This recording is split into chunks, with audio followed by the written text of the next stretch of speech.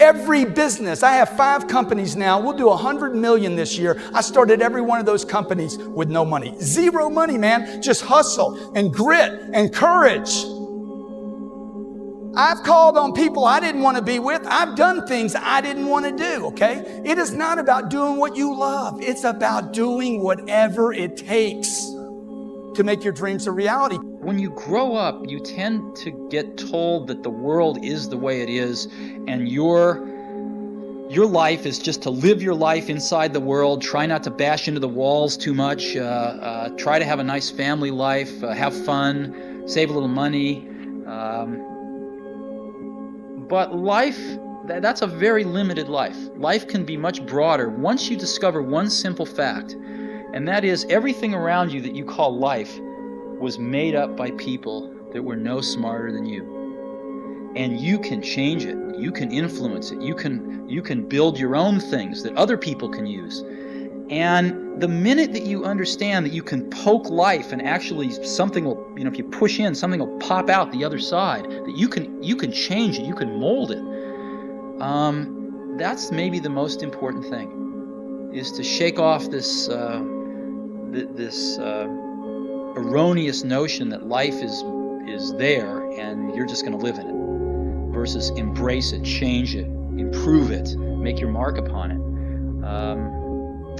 I think that's very important. And however you learn that, once you learn it, you'll want to change life and make it better, because it's kind of messed up in a lot of ways. Once you learn that, you'll never be the same again.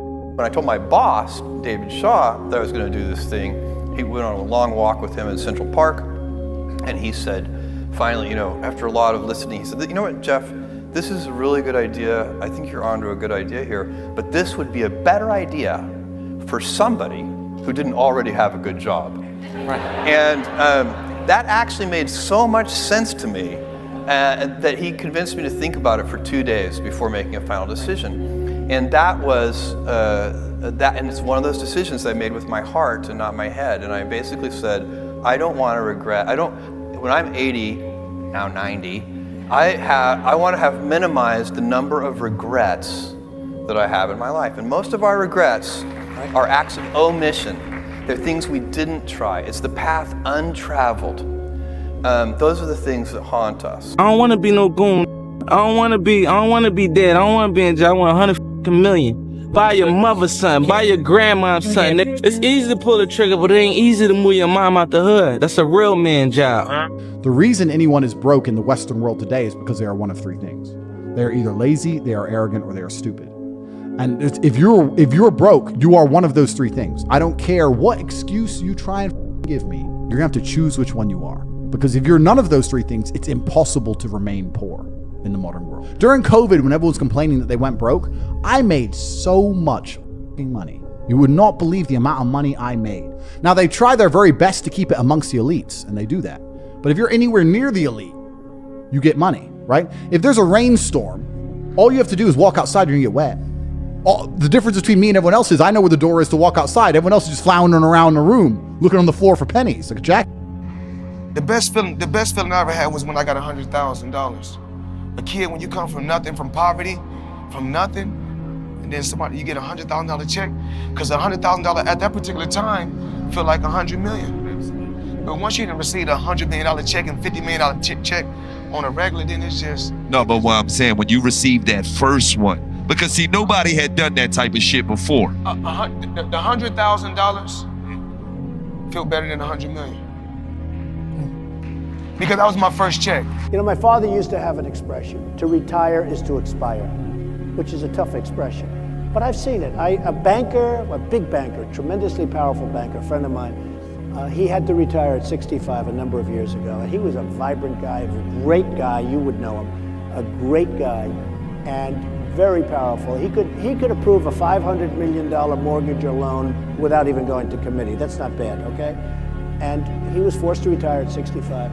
And I saw that man get old within a period of 1 year. It was like the most incredible thing. And I also saw him say to me, oh, well, when I retire, I have so many friends. I said, you'll have me as a friend, but you're not gonna have a lot of people as a friend, because a lot of people aren't gonna call you back. And they all call you back right now, but they're not gonna call you back. And he came to me about 3 weeks ago. He said, you know, you're the only one that calls me back and talks to me and goes, he said, all those other guys, New York developers mostly, I call them, they don't return my calls. They used to return my call before I made it. When you become successful, everybody wants you to be successful till you're successful. That's right. Then once you're successful, everybody wants to tear you down. They want to tear down a performance. They want to tear down what you said. They want to criticize you here. They want to find a bad thing to say about you. So you got to just keep walking. And your self-worth has to be strong enough that when everybody's trying to attack you, because they want to be you, and the only way they can be you is they rip you. And you have to be strong enough to take those attacks. You just got to be strong enough. And when you're strong enough and you get who you are, man, what a life. You think when you're young that you have all this time. You have no time. There's no time. I mean, one of the quotes on the wall in the gym in there is, you know, there is no tomorrow, from Rocky III. You know, there is no tomorrow. That let's get all this done today. My whole life I was told what I was doing was wrong. It was crazy to launch an internet site for a liquor store in 1996. People thought the internet was a fad. Forget about, is TikTok a fad? Some of the OGs in here know, we debated if the whole thing was a fad. Right? And then I did email instead of catalogs, and that was not smart. What's email? And then I bought Google AdWords, and I was spending more money on Google AdWords than I was spending on direct mail and newspaper ads, and that was stupid. And then I sat down and started filming a wine show on YouTube a month after YouTube came out, and people thought I lost my mind, let alone that it was stupid. And then I took all the money I had in my life, that I saved my whole life, and invested in Facebook and Twitter 5 years before they became public companies. And all my financial advisors and family and everybody else thought that was stupid. I'm only excited when people tell me it is stupid. That's when I know I'm about to do something smart. You know, I had to convince myself that I'm gonna make it. You know, regardless of how people felt at that time. And what it does is it makes you feel like, well, it made me feel like there's gonna be points that people are gonna mistake my confidence for arrogance, because they don't understand the process I went through. And how much I had to believe in myself in order to make these things happen. I feel like you can will yourself into a good space. Things that are meant to happen will. And if you believe in yourself enough, you can help yourself learn.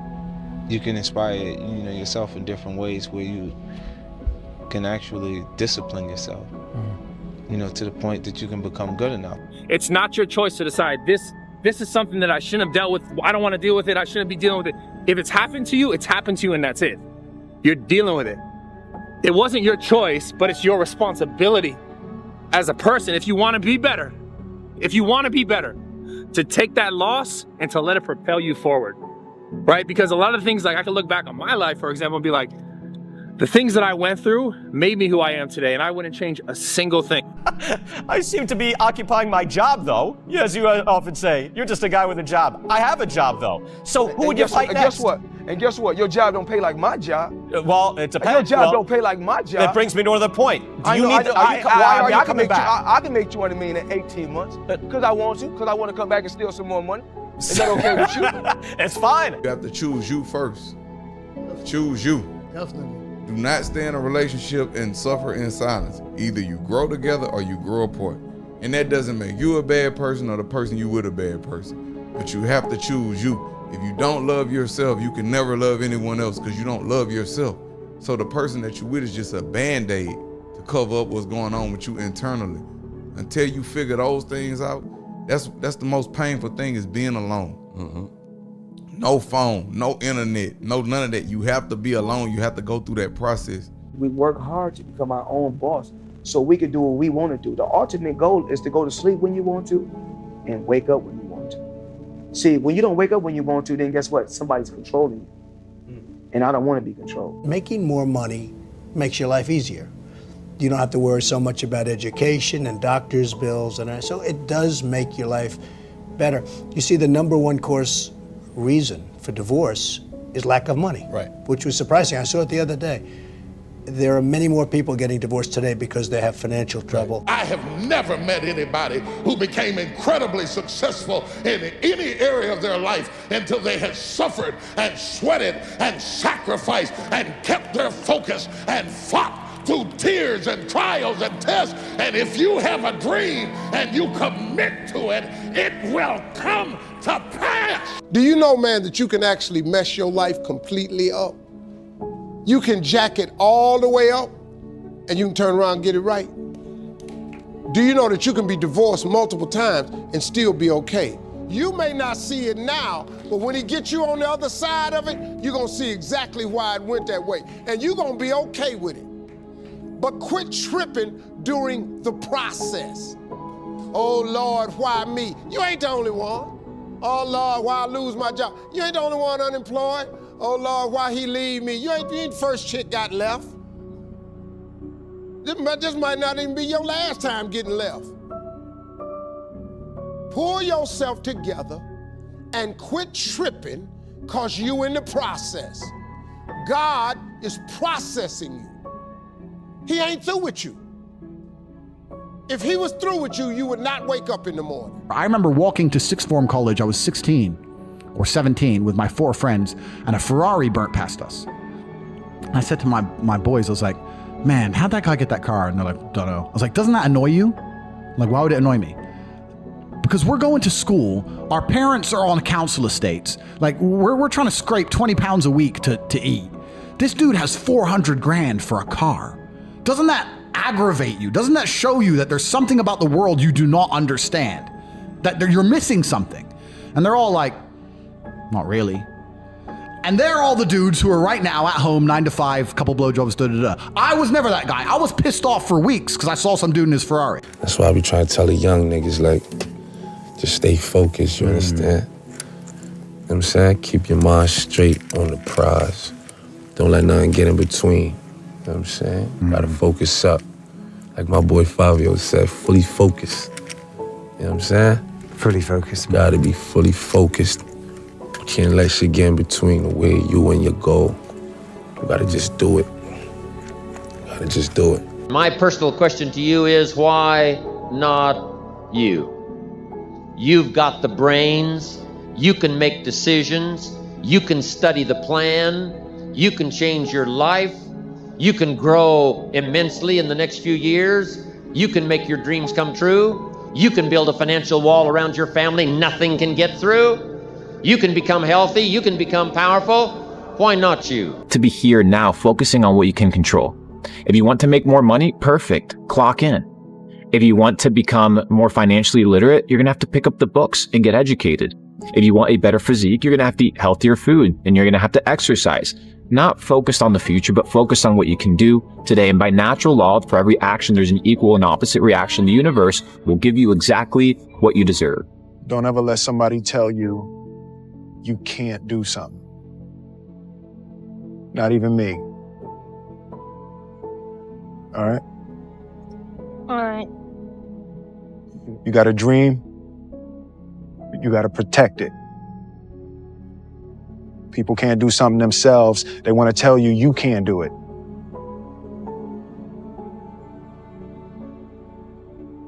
You want something, go get it. Period. If you have an idea that you genuinely think is good, don't let some idiot talk you out of it. If there is something that you feel is good, something you want to do, something that means something to you, try to do it. Because I think you can only do your best work if you're doing what you want to do, and if you're doing it the way you think it should be done. And if you can take pride in it after you've done it, no matter what it is, if you can look at it and say, I did that, and I think it's pretty damn good. That's a great feeling. So don't let idiots talk you out of something that you think is good. Purpose, we're all looking for this golden purpose. Is it this, is it that, is it making money? Is it my family? The purpose is you.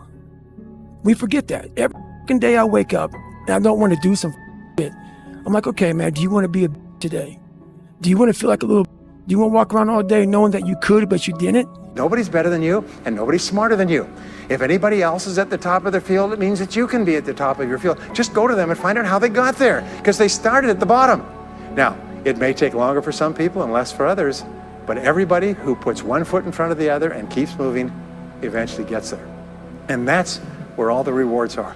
And not only that, that's where all the joy in life is. When you're really good at what you do, you feel wonderful about yourself. You're respected and esteemed by everybody around you. You can write your own ticket. You can open any door when you're good at what you do. Because you get up in the morning and you know you're good. And that is more important than the rewards that go with it. I fell in love with an essay by Strangest Loop, and it is a list of things that are not doing the thing. So here is a list of things that are not doing the thing. Preparing to do the thing isn't doing the thing. Scheduling time to do the thing isn't doing the thing. Making a to-do list for the thing isn't doing the thing. Telling people you're going to do the thing isn't doing the thing. Messaging friends who may or may not be doing the thing isn't doing the thing. Writing a banger tweet about how you're going to do the thing isn't doing the thing. Hating on yourself for not doing the thing isn't doing the thing. Hating on other people who have done the thing isn't doing the thing. Hating on the obstacles in the way of you doing the thing isn't doing the thing. Fantasizing about all of the adoration you'll receive once you do the thing isn't doing the thing. Reading about how to do the thing isn't doing the thing. Reading about how other people did the thing isn't doing the thing. Reading this essay isn't doing the thing. The only thing that is doing the thing is doing the thing. Be the number one believer in yourself. Don't let anyone doubt you. And the more that you show you got belief in yourself, the more the support gonna come along. You just gotta be focused on you. And like I say, grind out to your dreams to the fullest extent. To be successful at anything, the truth is you don't have to be special.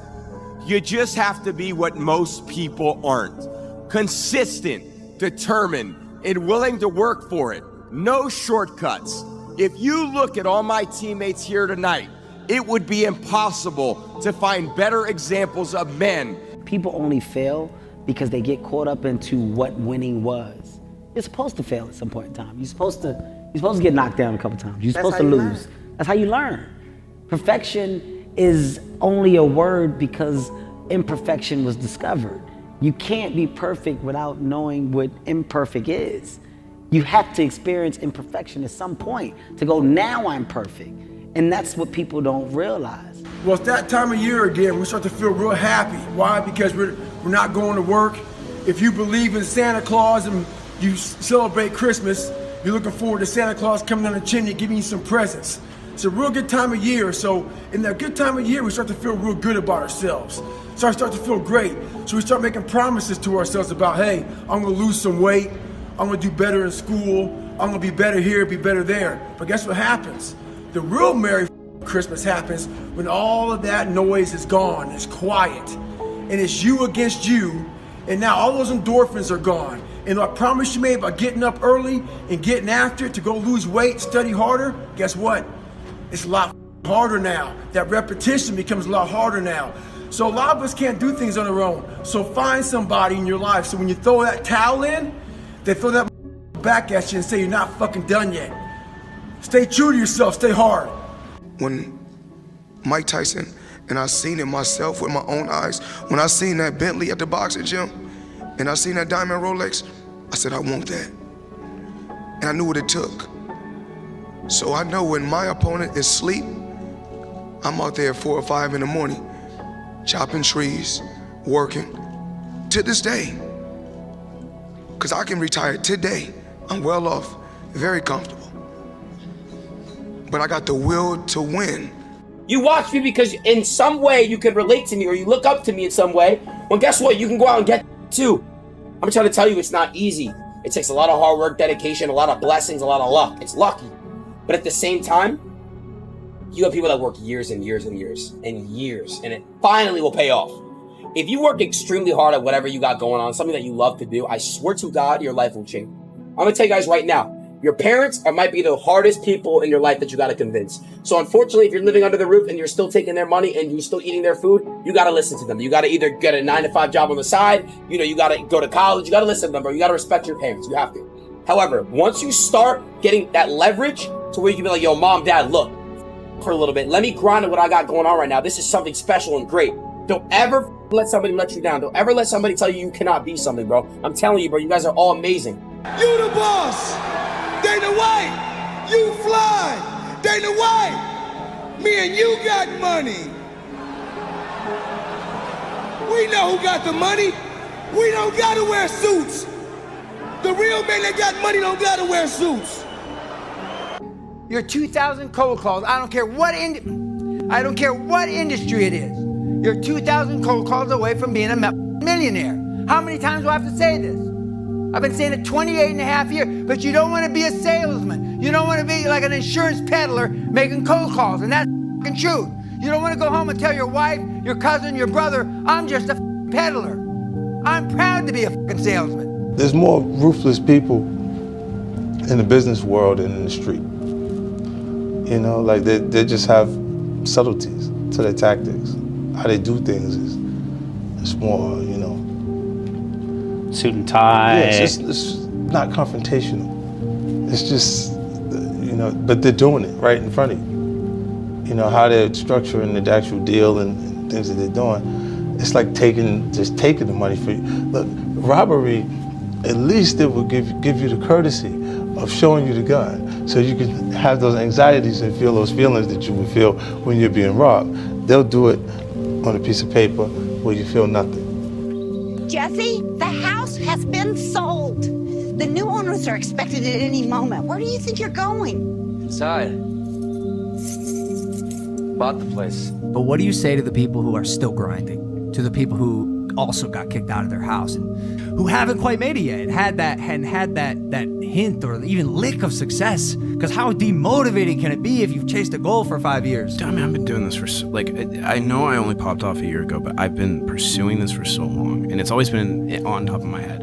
I've tried everything, and the only thing that really worked was me going, it's either this or homeless.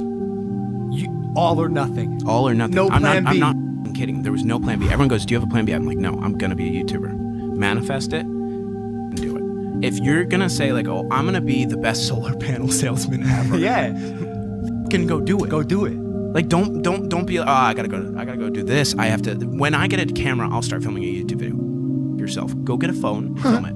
You have a phone. Film something, dude. Borrow someone's phone if you don't have a phone. But do everything. Imagine if you don't get a phone and if you don't get a vlog up by fucking tomorrow that you can't eat. Fucking do it. Money don't equal happiness, but at the same time, being financially stable knocks off some stress in your life. So it damn near kind of add on to happiness, but it don't equal it. I wasn't all sad when I ain't had no money. You know, like I made the best of my situation. Right. But being financially stable is one less thing to worry about.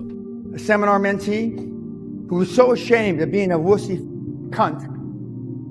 There's a club in Paris where you go and get beaten 100 lashes a month. He's so ashamed. He's one step away from suicide and said, don't kill yourself.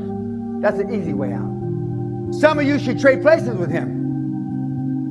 That's the real deal.